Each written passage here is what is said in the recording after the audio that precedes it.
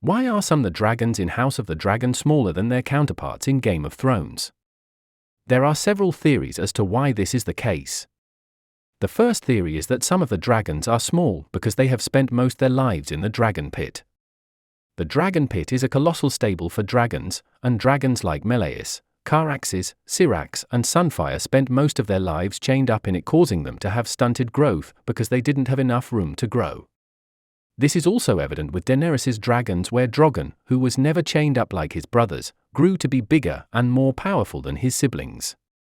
This theory does not, however, explain why Moondancer, that never lived in the dragon pit, is much smaller than Syrax and Sunfire that spent a lot of their lives in the pit. And why Drogon, who is just 5 years old, is bigger than Meleus and Caraxes that are over 100 years old. The theory also doesn't account for why Syrax did not increase in size, yet it spent 6 years away from the pit.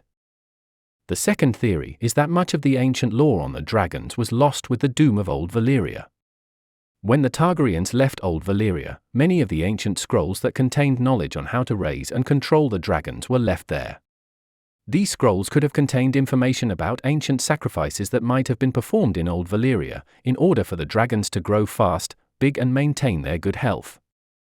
When this information was lost, it inevitably led to the deterioration of the Targaryen dragons. Another theory is that the dragons needed Old Valyria itself to grow. The Targaryen dragons originated from the volcanic mountains of Old Valyria, and it is possible that they might have needed the heat from the mountains to grow.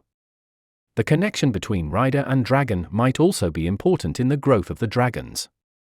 In this, a sort of symbiotic relationship might have been needed, where a confident and determined dragon lord could possibly stimulate his or her dragon to grow faster.